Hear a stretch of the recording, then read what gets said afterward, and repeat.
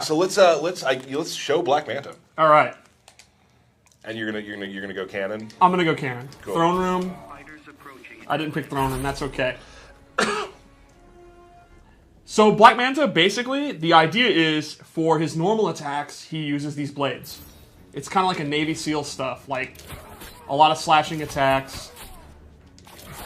Talk real quickly for me. What is his sort of like place in the meta? What is he good at? I would say he is really, really good at mid-range combat. He's pretty good up close, and I think he really excels from like the start of the round or a little bit out of it. Gotcha. So let's start with his back three. His back three is super cool. He actually summons water, and it has really good range. And it just looks awesome. That's really cool. His 4-3 is similar to like Starfire's, where it's not actually that fast, but it comes out really fast. It's a fast animation. And then we can go over moves. Yeah, his back one, this is to me one of his key moves. It's a very, very fast, long-range move. You can see it hits at the start of the round. And it's 9 frames, and it leads into 2 quick hits. And this is the full string. And his standing 2.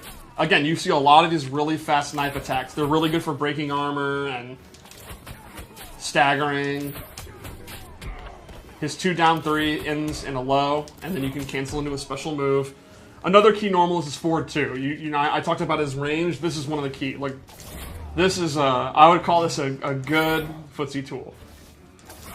It's safe on block. The last hit's an overhead. It also has one of the coolest sound effects in the game. His head clanking. Yeah. Yeah. And then he has back 2 too, which is a low and an overhead. Pretty good range. Pretty fast for a low attack. He doesn't really have like an unreactable overhead, a super fast overhead.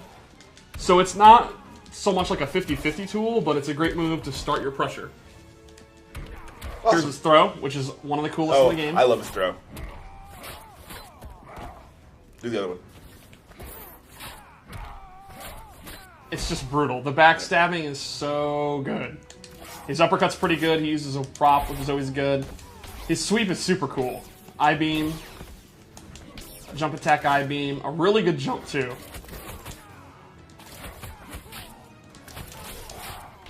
Alright, so special moves. So yeah, I would say, I think he's a character where his normals are, he kind of hovers around this range, looks for mistakes, whiff punishes, or just goes in and starts pressure with his special moves, which I'll show in a second. From a distance, it's all about this move, or jumping in, or dashing in.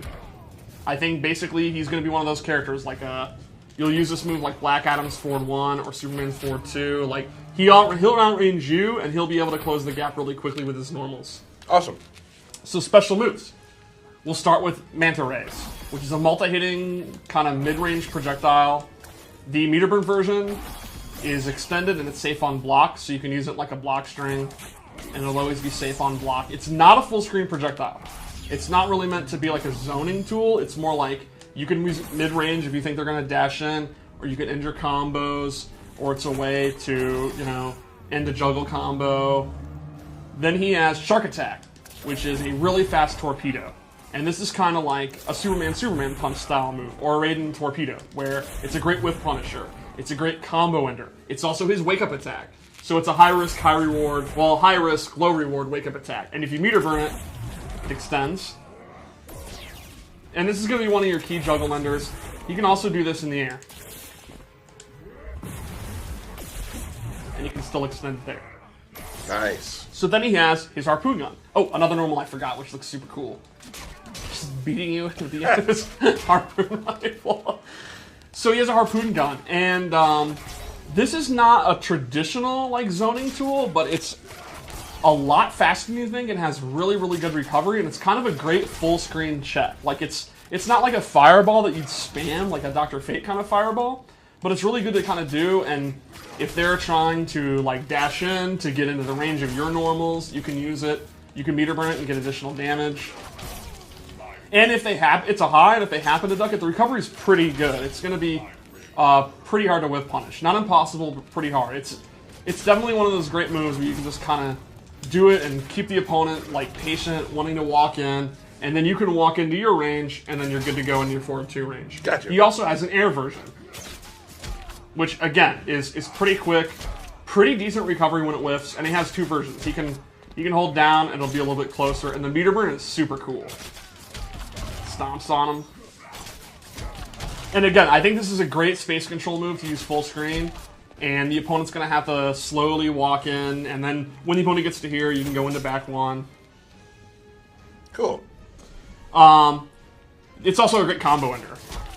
So, let's go into his torpedoes. He has these shoulder cannons, and these like really complement his mid-range.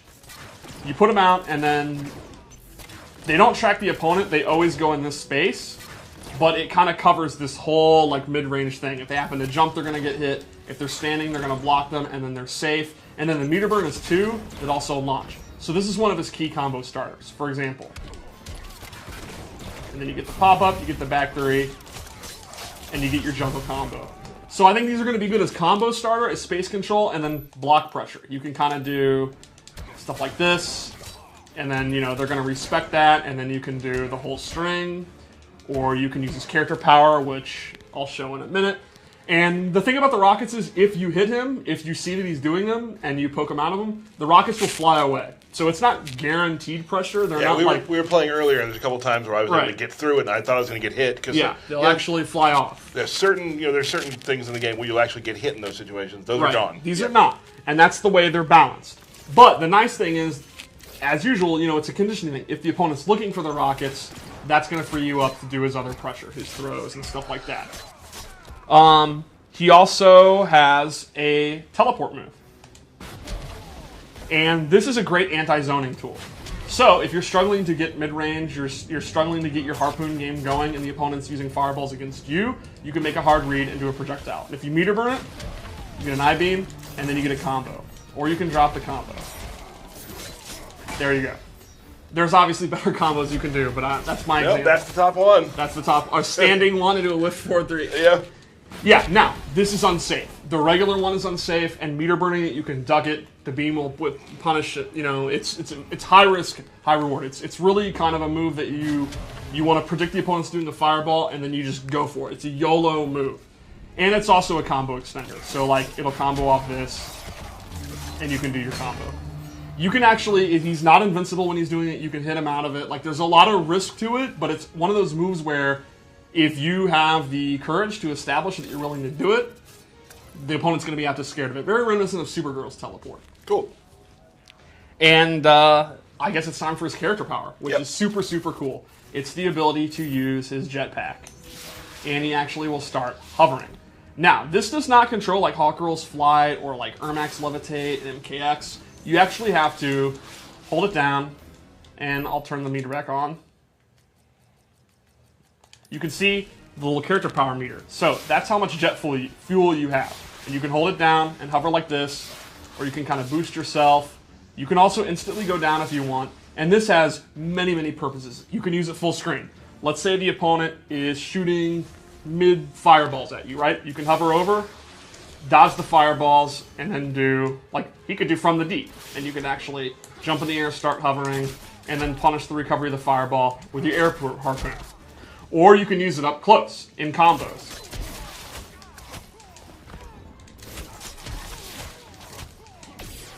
Or you can do cancels. Do one hit and then drop down and then continue your combo. You can also use it in your block pressure. Like, say you've done this enough and you've conditioned the opponent to respect it and they're kind of frozen up waiting for the rockets, you can start doing this and then go around. You can go back. You can bait out like a poke, like a down one, and actually float out of the way and then do the air harpoon. So this is used offensively and defensively, but you have limited use. And kind of the specialist Black Manta players are going to have to judge, like, how long do they want to stay floating? Like, do they want to actually hover around and use the whole bar? Do they want to float for just a little bit, dodge something, and then immediately drop down? Do they want to use it for combos? It's definitely the most interesting thing about, like, I think the way I think of Black Manta is, on the ground, just playing mid-range, he's a pretty simple character. He's kind of like Superman or Green Lantern. He's pretty straightforward. But then the flight that's the depth. There's a lot of layers of depth there with flight. It's not really like anything else in the game. How long does it take to recharge? It's a pretty decent amount of time. It's not something where, it's like you'll never be able to use it again. But you can see it's a pretty decent amount of time. Now, can he use it before? Yeah, okay. and yeah, you can use it. So you could have like a steady rhythm of using it. You don't have to wait till it's all the way back. What moves can he do in the air with it? He can do all of his air attacks. So he can do his normal attacks, and he can do his harpoon, and he can do his shark attack. Cool. Super move? Do it.